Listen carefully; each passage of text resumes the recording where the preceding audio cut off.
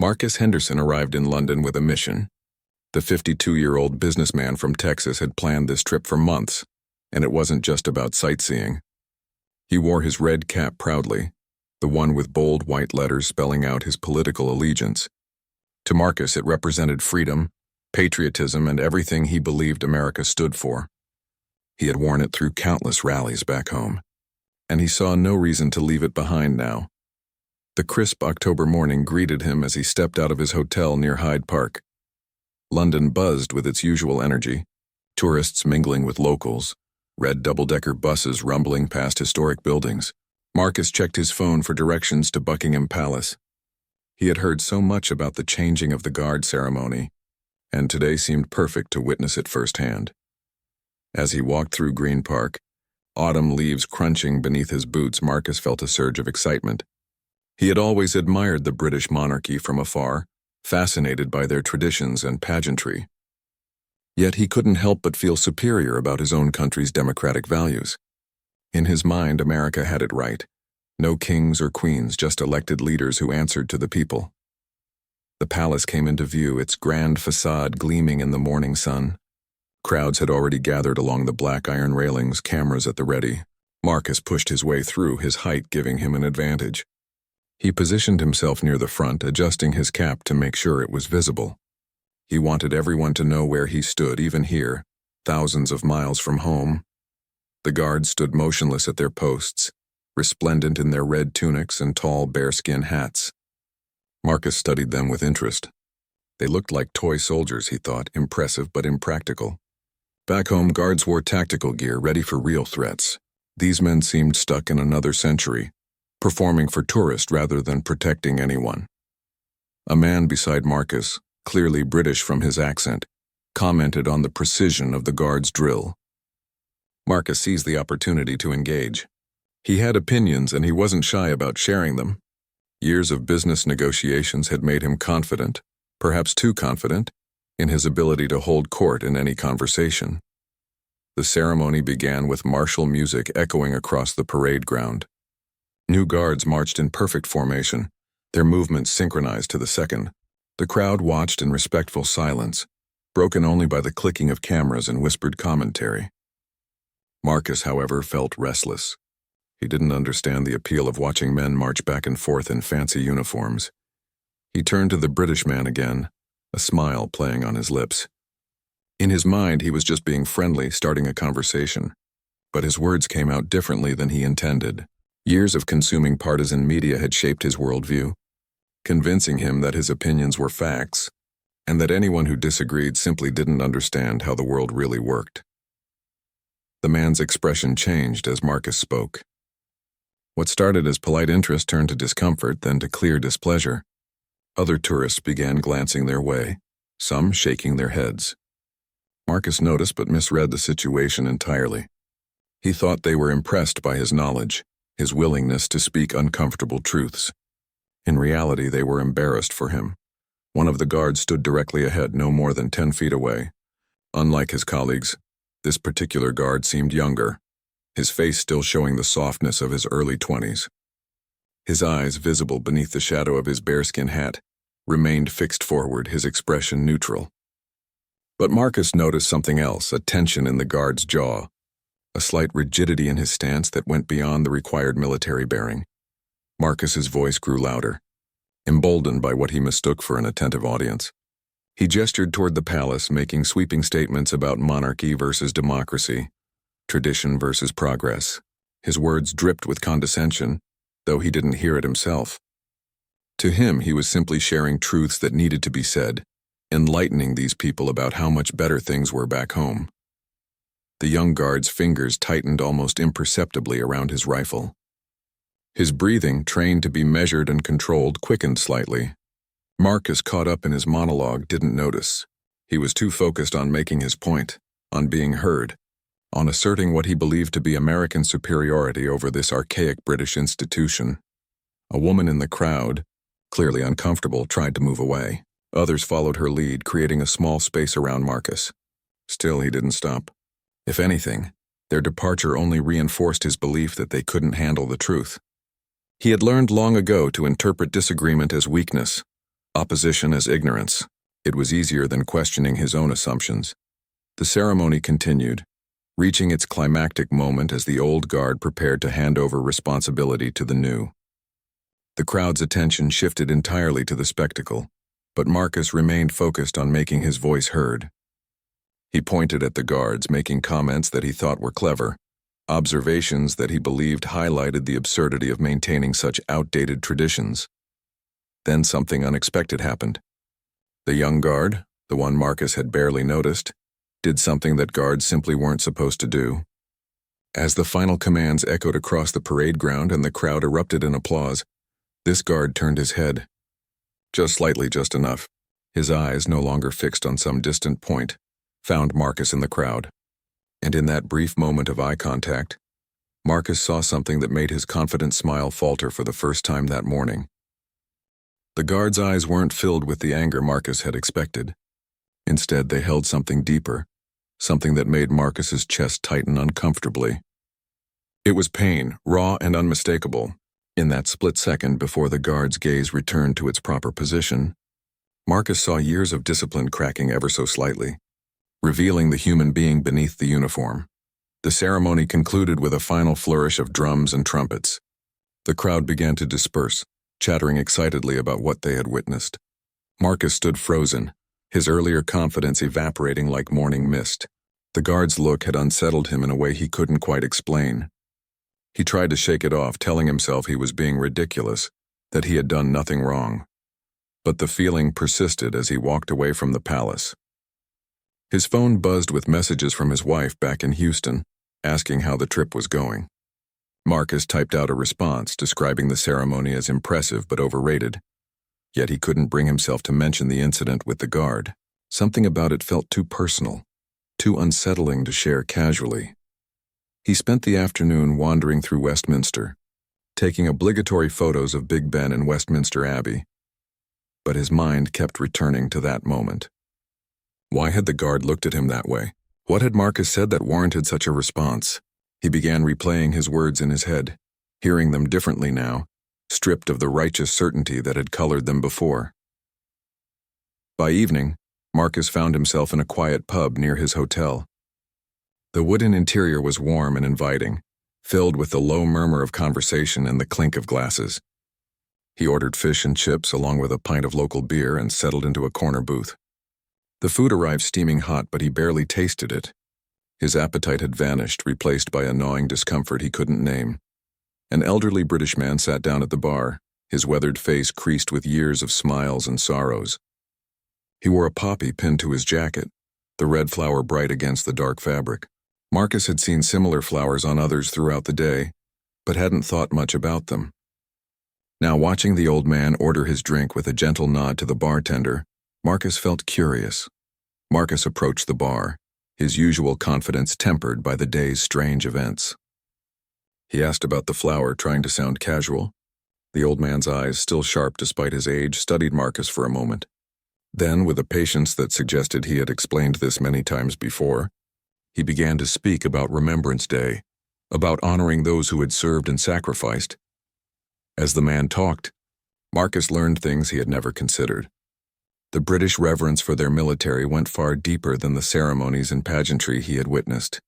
It was woven into the fabric of their society, a quiet respect born from centuries of conflict and loss. The guards he had mocked weren't just performers in fancy dress.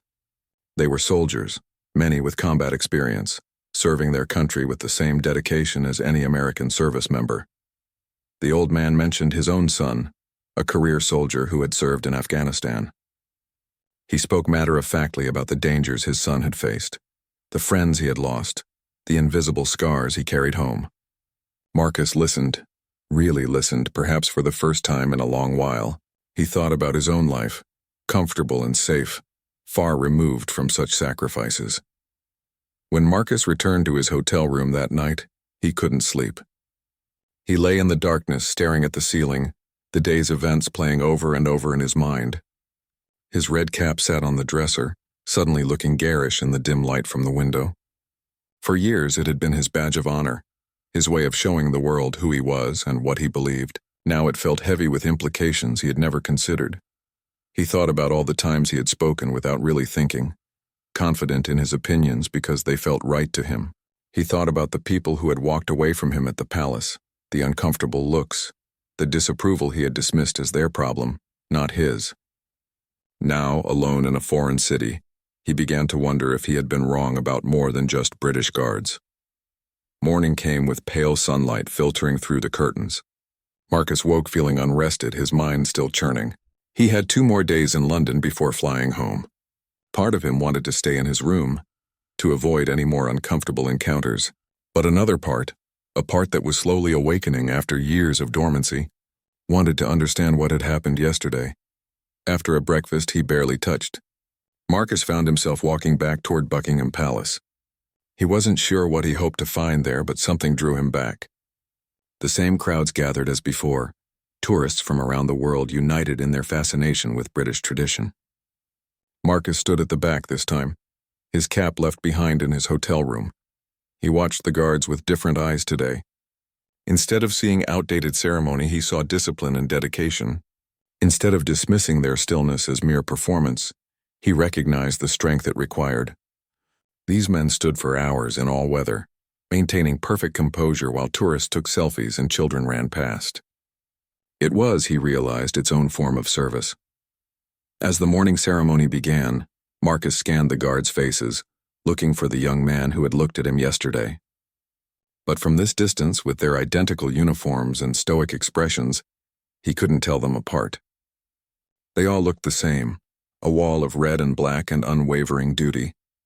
And perhaps Marcus thought that was the point. They weren't individuals seeking attention or glory. They were part of something larger than themselves. That afternoon, Marcus visited the Imperial War Museum. He hadn't planned to, but something pulled him there. The building stood imposing and solemn, its entrance flanked by massive naval guns. Inside, the halls were filled with artifacts of conflict spanning centuries. Uniforms, weapons, letters from soldiers, photographs of young faces forever frozen in time. Marcus wandered through the exhibits slowly, reading plaques and watching documentary footage.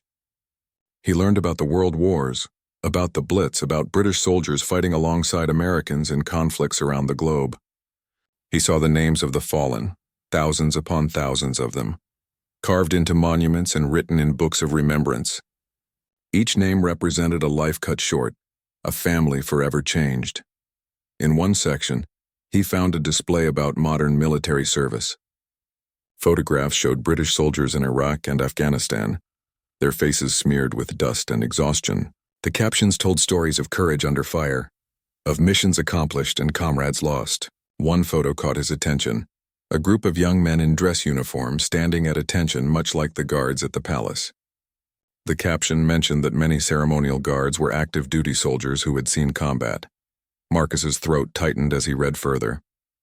The young guard who had looked at him yesterday could have been any of these men. He might have walked through mine-laden streets in Helmand province. He might have lost friends to improvised explosives or sniper fire. He might have come home carrying memories that no parade or ceremony could erase. And Marcus had stood there, ignorant and arrogant, mocking his service as mere theater. Shame washed over him, hot and uncomfortable. It was a feeling Marcus wasn't used to. In his world back home, admitting fault was seen as weakness. You doubled down, defended your position, never let them see you doubt yourself. But here, thousands of miles from anyone who knew him, surrounded by the weight of history and sacrifice, those old defenses seemed hollow and childish. He sat down on a bench in front of a wall of memorial plaques. Families moved past him, some with children who asked questions in hushed voices, others walking in respectful silence. An older woman placed a small bouquet of flowers beneath one plaque, her fingers trembling as she touched the engraved name. Marcus watched her walk away, her shoulders bent with grief that time had softened but never erased. His phone buzzed again. Messages from business colleagues, updates from his company, reminders about meetings scheduled for next week. The familiar demands of his life back home, a life that suddenly seemed very small and insular. He had spent years building a successful business, and he was proud of that achievement. But he had also spent those years surrounding himself only with people who thought like him, who reinforced his views, who never challenged him to see beyond his own perspective. Marcus left the museum as the afternoon light began to fade. London's streets were busy with the evening rush, commuters hurrying to catch trains home. He walked without direction, letting the flow of the crowd carry him. He passed restaurants and shops, heard snippets of conversation in dozens of languages. The city was alive with diversity, with stories intersecting and diverging, with people whose experiences were vastly different from his own. He found himself on a bridge spanning the Thames. The river flowed dark and steady beneath him, indifferent to the human dramas playing out along its banks. Marcus leaned against the railing, watching tour boats pass by, their lights beginning to glow as dusk approached. The dome of St. Paul's Cathedral rose in the distance, a symbol of endurance through centuries of change and conflict. A couple walked past, arm in arm, speaking softly to each other in a language Marcus didn't recognize. They looked happy, lost in their own world. He envied them that simplicity, that ability to just be without the weight of his growing self-awareness. For the first time in years, Marcus questioned not just what he believed, but why he believed it. Had he really thought through his convictions, or had he simply absorbed them from the echo chamber he had built around himself? As darkness settled over the city, Marcus made a decision. Tomorrow, before he left London, he would return to the palace one more time. Not to make a scene or to prove anything, but to bear witness with humility instead of arrogance. He would stand among the tourists, just another visitor appreciating something he was finally beginning to understand. And if he saw that young guard again, he would do the only thing he could do, show respect through his silence. Walking back to his hotel, Marcus passed a shop window displaying traditional British items, teacups, biscuit tins, and small Union Jack flags. Next to them sat a collection of military memorabilia, medals, badges, photographs of servicemen through the ages. He stopped, studying his reflection in the glass. The man looking back at him seemed unfamiliar, older somehow, more uncertain. But maybe, Marcus thought, uncertainty wasn't always a bad thing. Maybe it was the first step toward actually learning something. That night, Marcus did something he hadn't done in years. He called his father, a Vietnam veteran who rarely spoke about his service.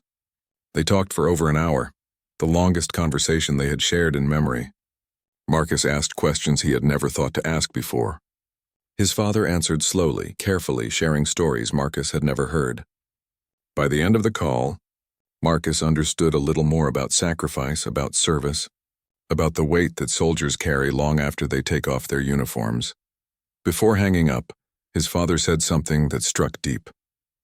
He mentioned how easy it was to have opinions about things you had never experienced, how comfortable it was to judge from a distance.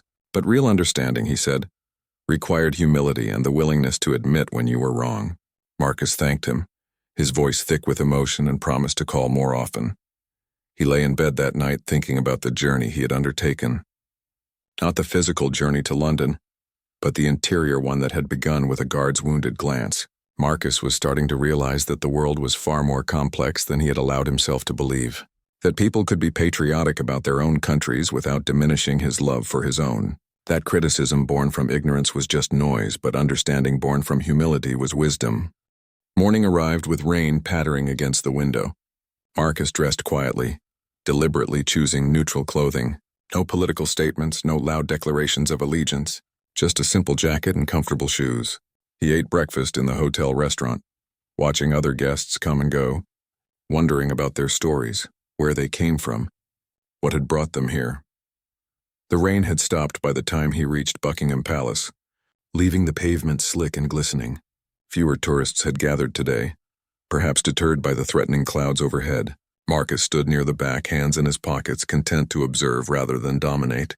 The familiar sound of marching drums announced the ceremony's beginning. As the guards marched into position, Marcus studied each face, looking for the young man who had looked at him 2 days ago. There, he thought, recognizing something in the set of one guard's jaw, the particular way he held his rifle. But Marcus couldn't be certain. From this distance, with their identical bearing, he might have been mistaken. It didn't matter, he realized. Whether it was the same guard or not, the lesson remained the same. The ceremony proceeded with its usual precision. Commands rang out crisp and clear. Boots struck pavement in perfect synchronization. The crowd watched respectfully, appreciating the skill and dedication on display. Marcus found himself genuinely moved by what he was witnessing. Not because it was better than American traditions, but because it was meaningful in its own right, worthy of respect on its own terms. After the ceremony ended, Marcus lingered while others dispersed. He approached one of the palace staff, a middle-aged woman wearing a uniform and a kind smile. Hesitantly, he asked if there was any way to pass along a message to one of the guards. She studied him curiously, perhaps noting the American accent, the earnest expression on his face. The woman explained that direct contact wasn't possible, but visitors could leave comments and messages with palace staff. She handed him a card and a pen. Marcus stood there holding them, suddenly uncertain what to write. How could he possibly convey everything he had learned in the past 3 days? How could he apologize for arrogance he hadn't even recognized at the time? Words seemed inadequate for the transformation he was experiencing. Finally, he wrote simply and honestly. He explained that he had been a visitor 2 days earlier, that he had spoken thoughtlessly and disrespectfully about the guards and their service. He apologized without making excuses, acknowledging his ignorance and expressing genuine regret. He thanked the guards for their dedication and for teaching him, through their silent example, what true dignity looked like. He signed it with just his first name, no need for more. The woman took the card, her expression softening with understanding. She assured him she would see that it reached the appropriate people. As Marcus walked away, he felt lighter somehow, as if putting his apology into words had released some of the weight he had been carrying. He knew his note wouldn't undo his actions, but it was a start, a small step toward being better. He spent his last afternoon in London visiting places he hadn't planned to see. A small chapel where a veterans support group met weekly, a memorial garden where names of the fallen were etched in stone, a library where he found books about British military history and sat reading until closing time. Each place added another layer to his understanding, another piece to the puzzle of why that guard's look had affected him so deeply. That evening, Marcus had dinner at the same pub where he had spoken with the elderly man. He hoped to see him again, to thank him properly, but the old man wasn't there. Instead, Marcus sat alone, content with his thoughts and a simple meal. The bartender, recognizing him from before, asked how his trip was going. Marcus smiled and said it had been far more meaningful than he had expected. The bartender nodded knowingly, as if he had heard similar sentiments from other visitors who had discovered something unexpected in London's streets. Back in his hotel room, Marcus began packing for tomorrow's flight home. He picked up his red cap, turning it over in his hands.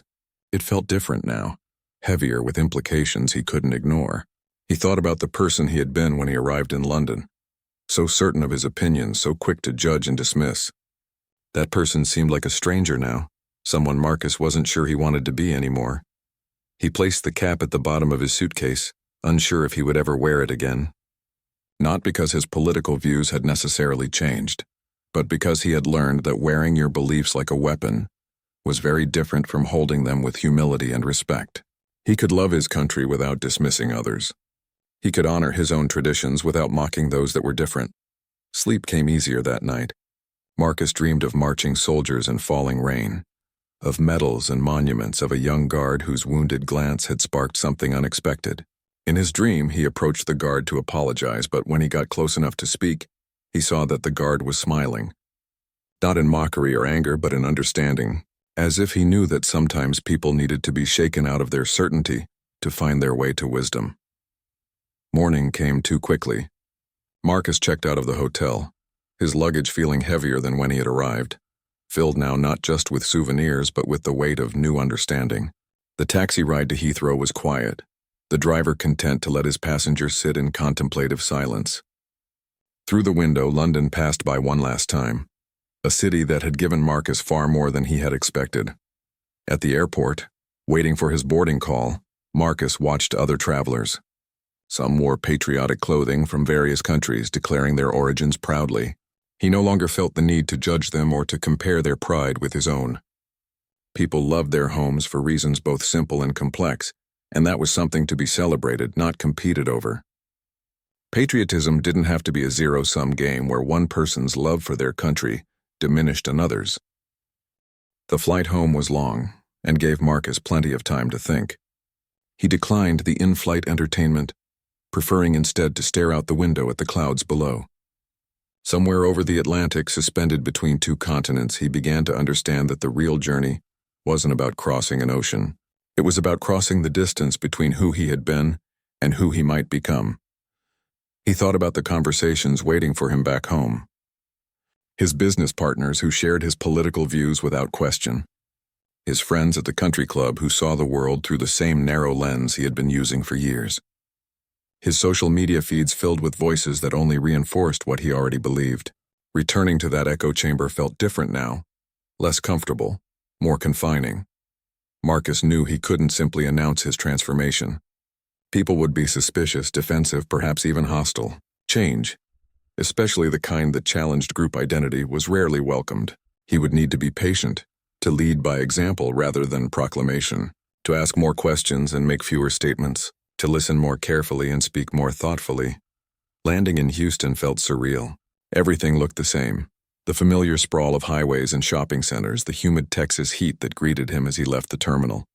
But Marcus felt different, as if he had brought back something invisible but profound from his trip. His wife waited at arrivals, her face lighting up when she saw him. He hugged her tightly, grateful for her presence, for the anchor of home. During the drive home, she asked about London. Marcus found himself describing not just the tourist sites, but the unexpected moments that had changed him. He told her about the Guard, about the museums, about the conversations that had opened his eyes. She listened quietly, occasionally glancing at him with curiosity. When he finished, she reached over and squeezed his hand. She had always been more open-minded than him, more willing to question and explore. Perhaps she had been waiting for him to catch up. The next few weeks were challenging. Marcus found himself biting his tongue in conversations, stopping himself from making the quick, judgmental comments that had once come so easily. Some of his friends noticed the change and questioned it. He tried to explain without sounding preachy or self-righteous. Sometimes he succeeded, sometimes he didn't. But he kept trying, kept pushing himself to think before speaking, to consider perspectives beyond his own. He began seeking out different sources of information, reading newspapers and websites that challenged his assumptions rather than confirmed them. It was uncomfortable at first, like exercising muscles that had atrophied from disuse. But gradually he found value in the discomfort. His worldview expanded, became more nuanced, more complex. He realized how much he had been missing by staying in his comfortable bubble. One evening, Marcus attended a veterans event at his father's VFW post. He had been to these events before but had never really paid attention. This time he listened as the men and women shared stories, supported each other, honored their fallen comrades. He saw in their faces the same dedication he had witnessed in the British Guards. Service transcended borders and politics. It was about something deeper, something he was only beginning to understand. He approached a young veteran, a man about the same age as the guard from London. They talked for a long time about the weight of service, about coming home changed, about the disconnect between military life and civilian understanding. The veteran mentioned how frustrating it was when people thanked him for his service, without really knowing what that meant, without being willing to bear any discomfort themselves for the freedoms they enjoyed. Marcus thought about his own life of comfort and privilege. He had never served, never put himself at risk for anything beyond business deals and profit margins. There was no shame in that. Not everyone could or should serve in the military, but there was shame in taking that comfort for granted, in assuming his opinions about service and sacrifice carried equal weight to those who had actually lived it. At work, Marcus began to notice things he had overlooked before. The way certain voices dominated meetings while others stayed silent. The assumptions made about people based on where they came from or how they spoke. The casual dismissal of perspectives that didn't align with the company culture. He started making small changes, asking for input from quieter team members, challenging assumptions when they went unchecked, creating space for diverse viewpoints. Not everyone appreciated these changes. Some saw them as weakness or political correctness run amok, but others, particularly younger employees who had felt marginalized, began to speak up more. The company's culture began to shift slowly but noticeably. Marcus realized that leadership wasn't just about being the loudest voice in the room. Sometimes it meant creating room for voices that had been silenced. Months passed. Marcus's transformation didn't happen overnight, and it wasn't always smooth. He still caught himself making snap judgments, still felt the pull of his old certainties. But each time he paused and questioned himself. He thought about that young guard's wounded expression, about the lesson contained in that brief moment of eye contact. The guard had shown Marcus his own reflection, and Marcus hadn't liked what he saw. But recognition was the first step toward change. One day Marcus received an unexpected package.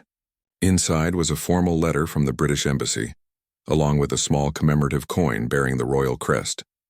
The letter thanked him for his message to the palace staff and noted that it had been shared with the guards. It mentioned that service members appreciated when visitors took the time to understand the depth of their commitment. The letter was brief and formal, but Marcus read it multiple times, treasuring each word. He placed the coin on his desk at home, where he would see it every day. It became a reminder of his journey, of the moment when arrogance had cracked to reveal the possibility of growth. His red cap remained at the bottom of a drawer, unworn but not discarded. It represented a part of his past, but it no longer defined his present. He was learning to hold his beliefs with an open hand rather than a closed fist. A year later, Marcus found himself planning another trip to London. This time the purpose was different.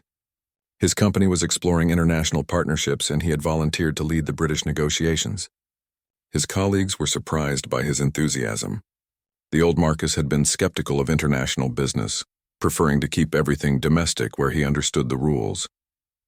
The new Marcus saw opportunity in diversity, strength in collaboration across borders. His wife decided to join him this time. She had heard so much about his transformation after the last trip that she wanted to see London through his changed eyes. They arrived on a crisp autumn morning, the city dressed in gold and amber leaves. Marcus felt a surge of affection for London that surprised him. This place had given him an unexpected gift, the gift of self-awareness and the courage to change. After settling into their hotel, Marcus suggested they visit Buckingham Palace.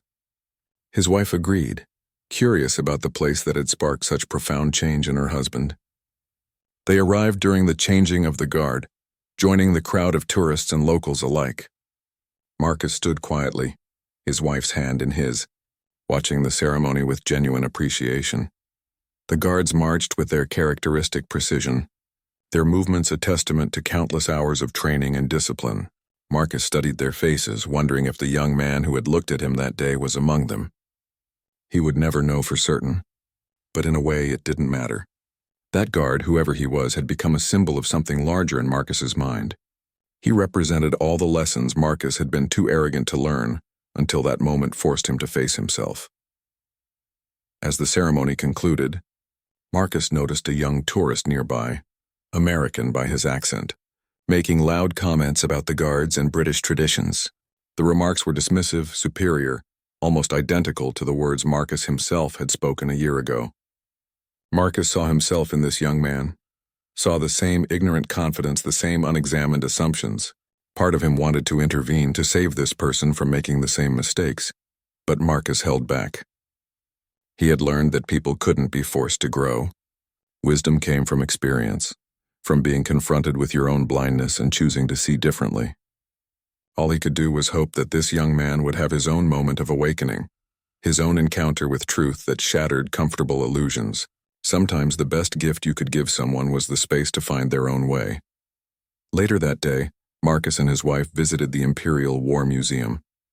He wanted to share with her the experience that had deepened his understanding. They walked through the exhibits together, reading stories of courage and sacrifice, looking at faces of young soldiers who had given everything. His wife was moved, as he had been, by the weight of history and the cost of freedom. In one section, they found a new display about modern peacekeeping operations.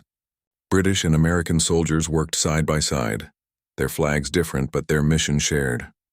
Marcus stood before a photograph showing troops from multiple nations, their diverse faces united in common purpose.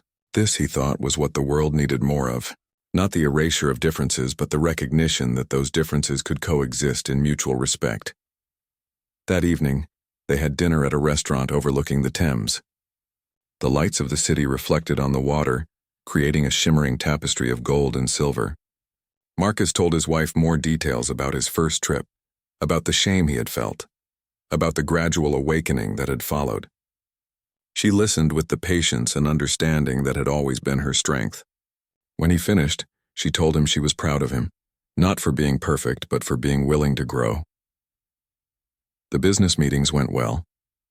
Marcus found that his changed perspective served him professionally as well as personally. He listened more carefully to his British counterparts, respected their different approaches to problem solving, found value in methods that differed from his own. The negotiations were successful because they were built on mutual respect rather than cultural superiority. Both sides left feeling they had gained something valuable. On their last morning in London, Marcus woke early and walked to the palace alone. The city was quiet, just beginning to stir. He stood where he had stood a year ago, but he was a different person now. He thought about the journey that had brought him here, the unexpected path from arrogance to humility, from certainty to wisdom. He was grateful for that young guard, whoever he was, for having the courage to show, even in silence, that Marcus's behavior had consequences. As the morning light strengthened, Marcus took out the commemorative coin he had brought with him. He had carried it as a talisman, a reminder of what he had learned. Now, standing before the palace, he felt ready to carry that lesson forward without needing the physical reminder. The real change had happened inside him, in the way he saw the world and his place in it. That couldn't be lost or forgotten as easily as a coin in a drawer. Marcus returned to the hotel to find his wife awake and packing. They had a flight to catch, a life to return to, but both of them felt enriched by their time in London, by the connections they had made and the perspectives they had gained. As they rode to the airport, Marcus looked out at the passing city one last time. He would return again, he decided, not as a tourist seeking validation for his own beliefs, but as a visitor genuinely interested in learning and understanding. The plane lifted off, carrying them home across the Atlantic. Marcus settled into his seat, his wife dozing beside him. He thought about all the ways he had changed in a single year. Some transformations were dramatic and obvious. Others were subtle, internal, visible only to those who looked closely. Marcus was still learning, still growing, still catching himself when old habits tried to reassert themselves. But he was committed to the journey now, to being better than he had been. He thought about the young guard one final time. In his mind, Marcus imagined meeting him someday, perhaps in some chance encounter years in the future. He imagined being able to say thank you properly, face to face, for the gift of that wounded glance, for showing Marcus the truth about himself with nothing more than a look, for being the catalyst that sparked genuine change. But whether that meeting ever happened or not, Marcus carried gratitude with him. Some debts could never be fully repaid, only honored through how you chose to live. As Texas appeared below them, familiar and welcoming, Marcus felt ready to come home. He had traveled far in more ways than one. He had left as someone certain and closed and returned as someone questioning and open. He had learned that true patriotism didn't require diminishing others. That confidence without humility was just arrogance in disguise. That the willingness to admit you were wrong was a sign of strength, not weakness. And most importantly, that it was never too late to change, to grow, to become the person you wanted to be rather than the person habit had made you. The plane touched down smoothly. Marcus and his wife gathered their belongings and joined the flow of passengers heading home. As they walked through the terminal, Marcus noticed a soldier in uniform waiting at the gate, welcomed home by family. Marcus approached respectfully and offered a simple thank you for his service. But this time the words weren't empty ritual. They came from understanding, from recognition of sacrifice, from genuine gratitude for those who served. The soldier nodded his appreciation, and something passed between them, a moment of connection that transcended words. Walking out into the Texas heat, Marcus felt at peace. He was home, but he brought London with him in his heart. He brought the lessons learned and the growth achieved. He brought the memory of a young guard whose silent dignity had taught him more than any lecture ever could.